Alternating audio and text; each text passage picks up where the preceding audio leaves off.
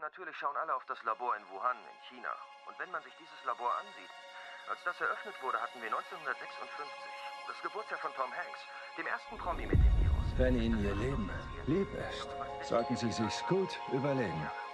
Denn wir haben eine Menge Waffen in Ellington. Euer Schmerz ist kein Zufall. Ihr seid kein Zufall. Wir sind kein Zufall. Und ich möchte heute gerne richtig stellen, was mein Mann gestern bekannt gegeben hat.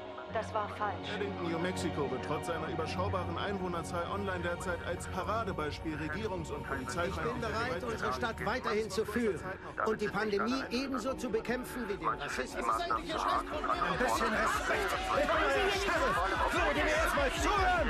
Es war ein Unfall, das versuche ich denen klar zu machen.